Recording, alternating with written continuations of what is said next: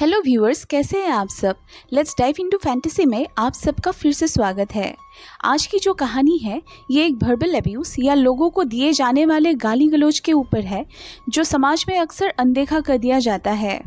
ये web series उन सभी लोगों को दर्शाता है जो अपनों से या अपने परिवार वालों से मेंटली एब्यूज़ होते हैं और इन हालातों से निकलना मुश्किल होने के हेतु कई सारे लोग इस समाज में डिप्रेशन का शिकार होते हैं या घुटन में जी रहे होते हैं। आज की हमारी कहानी का नाम है लज्जा यानी लाज। ये बंगाली वेब सीरीज़ का सीज़न 1 होइचोई चैनल में से ली गई है, जिसमें एक भोली भाली औरत जो एक हाउसवाइफ है उसके ऊपर उसके पति का रोज़ बेवजह गाली गलौज और लोगों के सामने हर वक्त नीचा करना, ये सब का उस भोली भाली औरत पे किस हद तक असर पड़ता है और आखिर में वो अपना आत्मसम्मान बचाने के लिए कौन सा कदम उठाती है, ये दिखाया जाएगा इस सीरीज़ पे। तो चलिए इस सीरीज़ को शुरू करते हैं। इस कहानी का मुख्य किरदार है जया सिन्हा और उसके पति पार्थो सिन्हा। आज जया काफ़ी खुश दिखाई दे रही है। उसके पति पार्थो ने एक नया फ्लैट खरीदा है जो काफ़ी महंगा और बड़ा है। आज उस फ्लैट में गृह प्रवेश की पूजा हो रही है, जहां पार्थो के ससुराल यानी जया की माँ और छोटी बहन आई हुई है और पार्थो ने अपने बचपन के कुछ खास दोस्तों को भी इनवाइट किया है, जिनका नाम देवांजन और रुद्र है। पार्थो की मम्मी शहर से दूर रहती है, जो अपने बेटे के घर कुछ दिन के लिए आई हुई है। घर का पूजा हो जाने के बाद पार्थो अपने दोस्तों के साथ गपशप करते हुए दिखाई देता है। सभी लोग उसके नए फ्लैट का काफ़ी तारीफ करता है। उसी में उसका दोस्त देवांजन घर का स्क्वायर फीट पूछता है। पार्थो इसका जवाब दे उसके पहले ही सामने खड़ी जया बोलती है, इस फ्लैट का स्क्वायर फीट 2200 है। पार्थो अपने बीवी को उसके बदले जवाब देते देख उसे बेहद गंदी भाषा इस्तेमाल करते हुए बोल उठता है, जो चीज़ का नॉलेज तुम्हें है नहीं उसका लेके मुंह मत खोला करो। इतने सारे लोगों के बीच अपने बीवी के साथ ऐसा बर्ताव देख के सभी लोग हैरान रह जाते हैं। जया भी काफ़ी अनकंफर्टेबल महसूस करती है। पति का दिया हुआ गाली और इंसल्ट चुपचाप सह के जया किचन आ जाती है। चाय बनाने की तैयारी में लगी जया कुछ दिन पहले हुए एक घटना को याद करती है।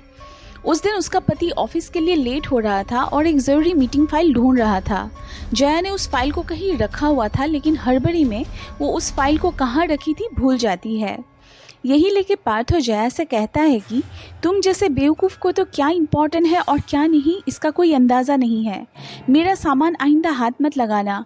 जया भी काफ़ी परेशान होकर फाइल खोजती रहती है।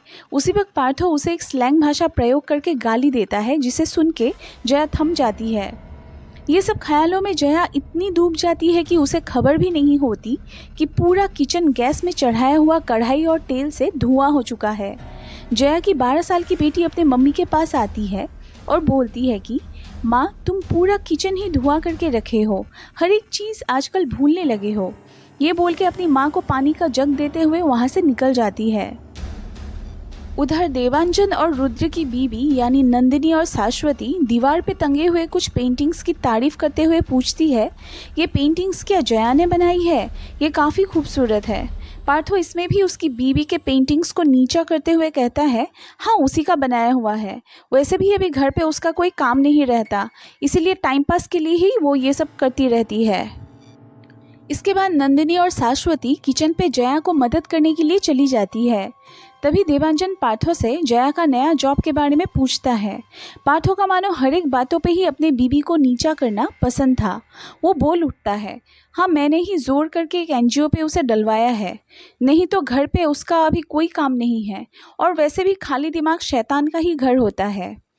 पार्थो का अपने बीवी को इस तरह नीचा करना देवांजन और रुद्र को उतना सही नहीं लगता, पर वे दोनों कुछ नहीं बोलता है।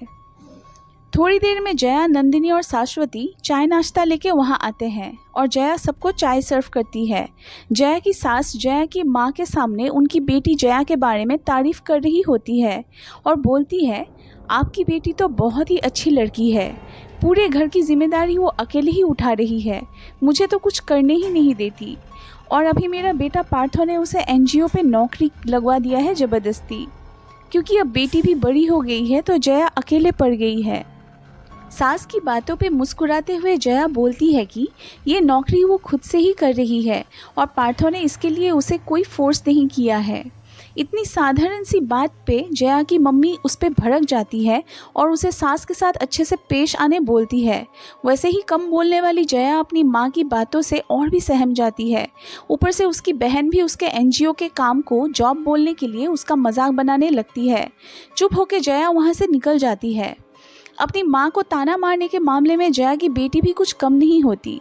जया की बेटी उसकी एक दोस्त और अपने मासी के साथ अपनी मम्मी के बारे में कुछ बोल के हंसी मजाक कर रही होती है, जो कमरे के बाहर से जया सब कुछ सुन लेती है।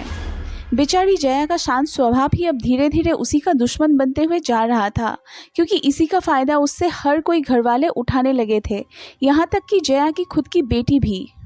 उसी वक्त अचानक घर की कामवाली किचन से चिल्लाते हुए सबको बुलाती है। उसकी आवाज़ सुन के हर कोई दौड़ते हुए किचन की ओर भागते हैं।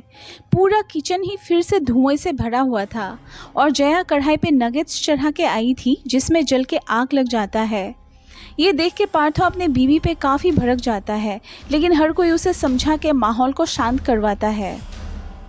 पूरे दिन का एक के बाद एक सिचुएशन ने आज जया को मन से काफ़ी कमज़ोर कर दिया था। अपने पति, बेटी, बहन, हर किसी से हर वक्त ताना सुनते सुनते जया दिमागी हालत से दुर्बल होने लगी थी और शायद यही वजह थी जया का हर एक बात भूल जाना और कहीं पे भी मन नहीं लगना। जया वॉशरूम पे ही काफ़ी देर तक ये सब सोच के खोई हुई थी कि अचानक जया के फ़ोन पे रिंग होता है। उसे एनजीओ की हेड शर्मिष्ठा मैम उसे नए घर के लिए बधाई देते हुए अगले दिन उसे जल्दी ऑफिस बुलाती है, क्योंकि सुबह ऑफिस में एक बोर्ड मेंबर आने वाले हैं जिनके ऊपर एनजीओ का फंडिंग निर्भर है। साथ में जया को बोर्ड मेंबर के लिए गिफ्ट ट्रे भी रेडी करके रखने के लिए बोला जाता है। शर्मिष्ठा मैम का कॉल से जया को थोड़ा सा हल्का महसूस होता है। रात को डिनर के बाद जया अपनी बेटी के कमरे में उसे पानी का बॉटल देने जाती है। श्रुति अपने फ़ोन पे म्यूज़िक सुन रही थी। अचानक अपनी माँ को कमरे में देख के चिल्लाने लगती है कि उनमें मैनर्स नाम की कोई चीज़ नहीं है, जो कमरे में बिना नॉक किए ही घुस गई है। बेटी से इतना गंदा बर्ताव और असम्मान पाने के बावजूद भी जया उसे कुछ भी नहीं कहती और उसके पास बैठ के उसके सर पे हाथ रख के सहलाती है। श्रुति अपने पिता का तारीफ करते हुए कहती है कि उसके पापा इस दुनिया का बेस्ट पापा है, जो उसे अलग से उसके लिए बड़ा सा कमरा दिलाया है। श्रुति भी अपने पिता जैसे ही बदतमीज़ी करने लगी थी अपने माँ के साथ, लेकिन अपने पिता से वो बेहद प्यार और रेस्पेक्ट करती थी, क्योंकि पार्थो अपने बेटी को उसके मनचाहा चीज़ें हमेशा दिलाता था। इतना कुछ होने के बावजूद भी अपने पति को सरप्राइज़ देने अपने पुराने दोस्तों का गिफ्ट पे दिया हुआ एक नाइट ड्रेस पहन के पति के सामने आती है जया और वो पूछती है कि वो कैसी लग रही है। लेकिन पार्थो ने ये ड्रेस देख के जो जवाब दिया वो शायद कोई बीवी सपने में भी नहीं सोच सकती। पार्थो हंसते हुए कहता है कि इसमें वो बिल्कुल रेड लाइट एरिया की वर्कर लग रही है और उसे तुरंत कपड़ा चेंज करने को कहता है। रात किसी तरह बीत जाता है। अगले सुबह जया अपने ऑफिस की तैयारी में लगती है और बोर्ड मेंबर के लिए गिफ्ट ट्रे सजाती है। काम वाली भी उसी वक्त आती है। घर वालों का जया के तरफ जो बर्ताव था वो देखते देखते अब उस काम वाली का भी जया के लिए कोई डर या सम्मान उतना नहीं रहता। जया का ऑफिस के लिए देरी होने के कारण पति से उसे ऑफिस छोड़ देने के लिए रिक्वेस्ट करती है जया।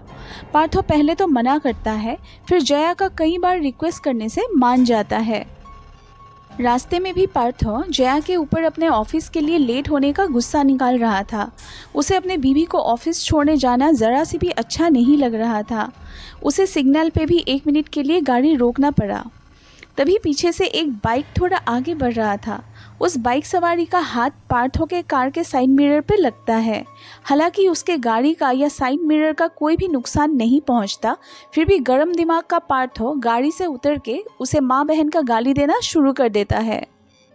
वो बाइक सवारी उसे सॉरी भी कहता है, फिर भी पार्थो नहीं रुकता और दुनिया भर का गाली उसके मुंह से बरसता रहता है। माहौल इतना उत्तेजनक वाला बन गया था कि कई लोग आके वहाँ रुके और पार्थो को भी उसका मुंह संभालने को कहा। जया भी काफ़ी डर और चिंता में पड़ गई और गाड़ी से उतर के अपने पति को शांत करने की कोशिश करती है, लेकिन पार्थो अब उल्टा अपनी बीवी को ही गाली गलौज देना शुरू करता है। ये गाली इतना ही सुनने में घिनौना होता है कि हर कोई अपना कान बंद कर ले। आसपास इकट्ठा हुए लोग भी जया पे तरस खाने लगता है और सभी लोग वहाँ से चुपचाप निकल जाता है। रास्ते में हुई इस घटना ने जया के दिमागी हालत पर काफ़ी बुरा असर डाल दिया था। जया ऑफिस तो पहुंच जाती है, पर उसका दिमाग उसी रास्ते पे हुए हादसे पे ही रहता है। जया का हालत देख के उसी का एक कलीग मो उसके हालत को गैस कर पाती है। उधर पार्थो भी उस दिन अपने ऑफिस के लोगों से काफ़ी बदतमीज़ी करता है। उसका ये रूप देख के देवांजन उसे बोलता है ऐसे बर्ताव ना करने, नहीं तो ऑफिस में पार्थो के लिए प्रॉब्लम खड़ा हो सकता है, और साथ ही उसका इतना गुस्से में रहने का कारण पूछता है। इधर बोर्ड मेंबर मिस्टर फर्नांडिस को लेकर शर्मिष्ठा मैम जया के पास आती है और उनके लिए सजाया हुआ गिफ्ट ट्रे लेके आने को बोलती है। जया गिफ्ट ट्रे उठा के उनके पास आ रही होती है, लेकिन उसके दिमाग में तभी भी रास्ते वाले हादसा और साथ ही कुछ अजीबोगरीब इमेजिनेशन से उसका माइंड प्रेजेंट मोमेंट से काफ़ी दूर रहता है, और ख्यालों में उलझा हुआ जया के हाथ से वो बड़ा सा गिफ्ट ट्रे नीचे ज़मीन पे गिर के चकनाचूर हो जाता है, जिसमें एनजीओ पे सिखाया हुआ और बनाया हुआ सामान था। सभी दंग रह जाता है और शर्मिष्ठा मैम जया के सामने आके उसकी ऐसी लापरवाही के लिए 2 बातें सुनाती है। उन्हें भी जया के लिए सबके सामने शर्मिंदगी का सामना करना पड़ा, तो उनका जया के ऊपर गुस्सा जायज़ सा बात था। उधर ऑफिस में पार्थो देवांजन के सामने अपने बीवी के बारे में बोलता है और साथ ही हर एक गाड़ी चलाने वाली लड़कियों को गाली देते हुए उस औरत के बारे में बोलता है जिसके चलते उसे ट्रैफिक में रुकना पड़ गया था, क्योंकि उसके आगे सिग्नल पे रुकने वाला गाड़ी एक औरत ही चला रही थी। जया ऑफिस में गुमसुम बैठी रहती है, तभी मो आके जया से बात करने की कोशिश करती है। दरअसल मो ऑटो से ऑफिस के लिए आते हुए आज रास्ते में जया और उसके पति को देख लेती है।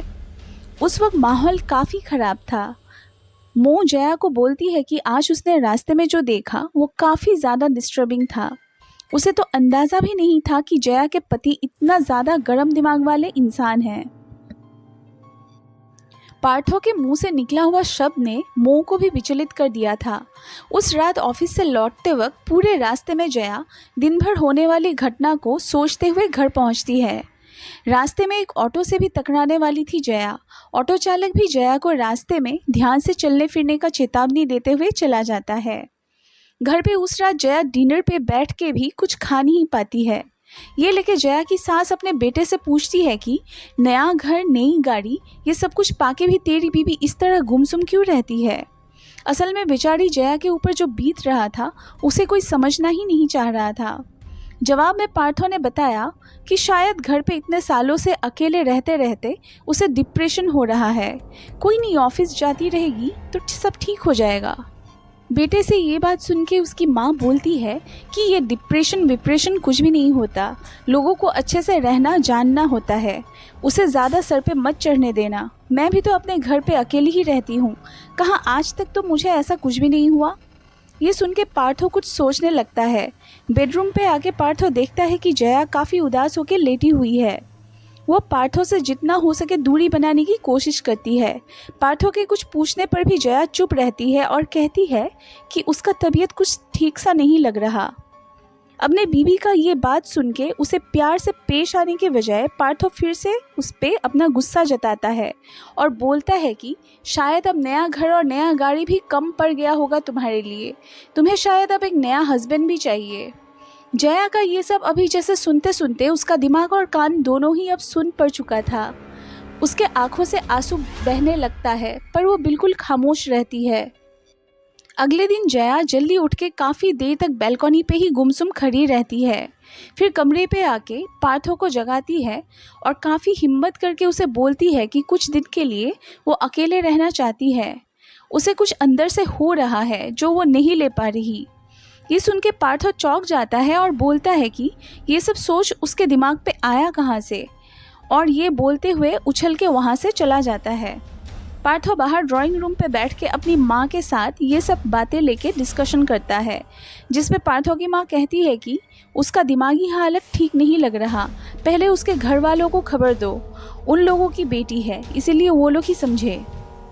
माँ की बात सुन के पार्थो भी यही करता है और जया के बड़े भाई को कॉल करके बुलाता है। जया के भैया और भाभी दोनों ही फौरन ऑफिस से उस दिन छुट्टी लेके जया के ससुराल आते हैं। उधर अपने कमरे में बैठी जया को कुछ अजीबोगरीब ख्याल आते रहते हैं जो उसे सताता रहता है।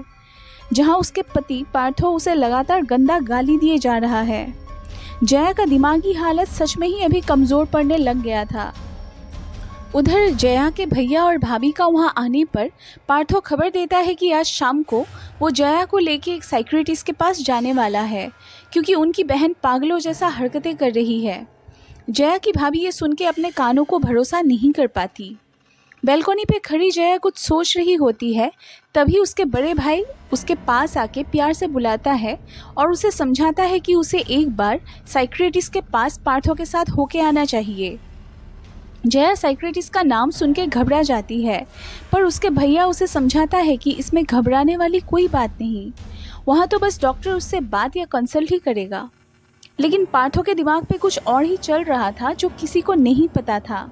उसने अपने बीवी को कोई अच्छा या प्राइवेट कंसल्टेंट के पास नहीं ले जाके उसे एक गवर्नमेंट मेंटल हॉस्पिटल ले जाने का प्लान करता है, ताकि वहाँ का माहौल देख के जया को बेहद डर लगे। ऑफिस पे देवांजन भी पार्थो को समझाता है कि उन दोनों को ही एक जॉइंट काउंसलिंग करवाना चाहिए, नहीं तो एक अच्छे साइकोलॉजिस्ट के पास जया को ले जाने बोलता है। पर इसमें पार्थो उसे बताता है कि वो तो जया को डराना चाहता है, इसीलिए गवर्नमेंट हॉस्पिटल ही उसके लिए ठीक रहेगा। ये सुन के देवांजन को भी अजीब लगता है कि कोई अपने बीवी के साथ भला ऐसा कैसे कर सकता है। शाम के वक्त जया को उसकी भाभी उसे तैयार करती है और फिर जया, पार्थो और जया के भाई डॉक्टर के वहाँ निकल जाते हैं। जया के मन पे ऑलरेडी साइकियाट्रिस्ट का नाम से एक अलग तरीके से डर घुसा हुआ था। रास्ते में भी वो काफ़ी डरी हुई होती है और उसके ऊपर उसके पति का तो मकसद ही होता है कि उसे हकीकत में और भी ज़्यादा डराना, ताकि ज़िंदगी भर के लिए ही उसे साइकियाट्रिस्ट का नाम से डर लगे। उस हॉस्पिटल के अंदर घुसते ही जया के भाई को बेहद अजीब लगता है। असल में अंदर का जो माहौल था वो वाकई में बहुत डिस्टर्बिंग था। वो एक गवर्नमेंट मेंटल असाइलम होता है जहां दिमागी हालत गंभीर रूप से खराब वाले लोग वहां उस वक्त मौजूद थे। जया का हालत और भी ख़राब हो जाता है वहाँ का माहौल देख के।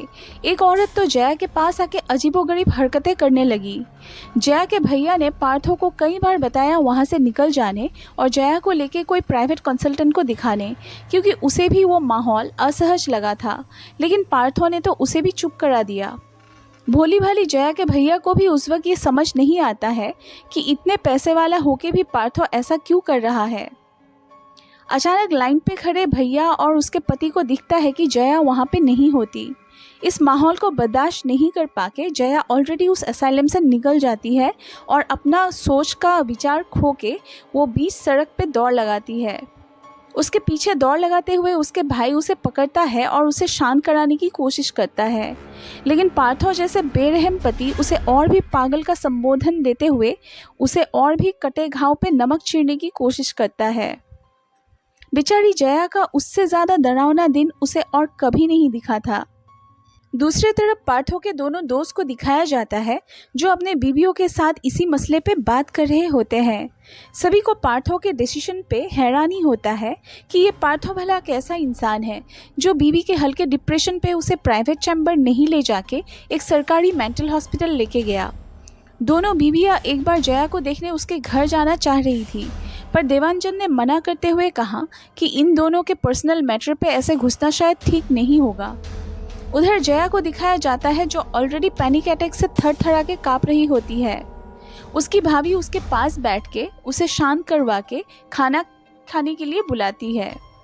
तभी कमरे पे आता है पार्थो और काफ़ी ऊंचे स्तर पर अपनी बीवी से बात करते हुए बोलता है कि ये सब नाटक बंद करके सबके साथ खाने बैठो। रास्ते में तो सबके सामने मेरा मान सम्मान ख़त्म कर ही दिए हो, अभी फिर से ये कौन सा नाटक शुरू किए हो तुम। जया रोते घबराते हुए बोलती है कि वो आज खाने नहीं जाएगी, उसका तबीयत ठीक नहीं है, जिस पे और भी ज़्यादा गुस्से में पार्थो उसे कहता है कि उसका दिमाग तो पहले से ही ख़राब है, अब नया ढोंगबाजी स्टार्ट किया है। इसके बाद कई सारे ख़राब शब्द इस्तेमाल करना शुरू कर देता है, जिसमें जया की भाभी भी और बर्दाश्त नहीं कर पाती। वो भी पार्थो से रिक्वेस्ट करती है कि वो जया को लेके आएगी, बस थोड़ी देर उसे अकेला छोड़ दे। इस बार श्रुति अपने माँ के पास आके उसे डिनर के लिए बुलाती है, लेकिन पैनिक अटैक से ऑलरेडी ग्रस्त जया पति के गंदे बर्ताव से और भी परेशान हो चुकी थी और अनजाने में इस बार बिस्तर के पास रखे टेबल लैंप को उठा के फेंकती है। जिससे वो टेबल लैंप जाके श्रुति के सर पे लगता है और उसका सर फट जाता है। घर पे एक डरावना माहौल बन चुका होता है। गुस्से में पार्थो जया के हाथ बेरहमी से रस्सी से बांध देता है और घर के हर एक लोगों को चेतावनी देता है कि कमरे का दरवाज़ा आज कोई भी नहीं खोलेगा और सारा रात ही जया ऐसे भूखी रहेगी। श्रुति के सर पे 4 स्टिचेस पड़ता है। वहाँ हॉस्पिटल पे पार्थो जया के भाई से कहता है कि एक पागल औरत को मैं अपने घर पे और नहीं रखने वाला। तुम्हारी बहन को मैंने पुलिस केस होते होते बचा लिया है। आज पूरी रात वो ऐसे ही रहेगी कमरे पे। कल मेरे ऑफिस जाने के बाद अपनी बहन को लेके जाना और जितना भी सोफिस्टिकेटेड हॉस्पिटल पे उसका दिमाग का इलाज करवाते रहना।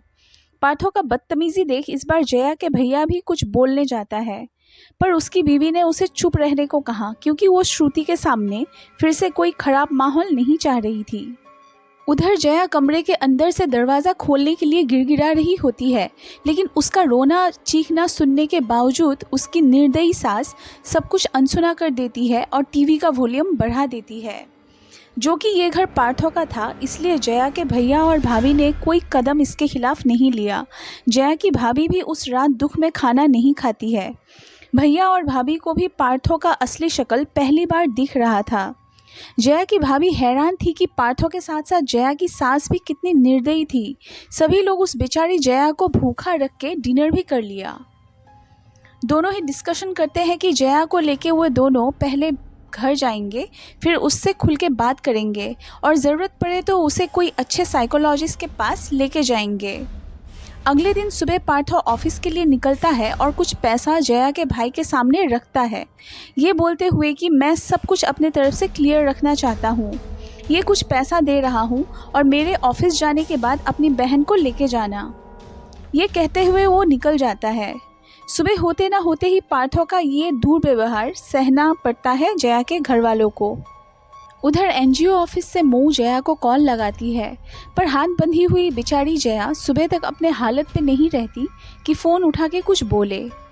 जया की भाभी कमरे का दरवाज़ा खोलती है और उसे वहाँ से निकालती है।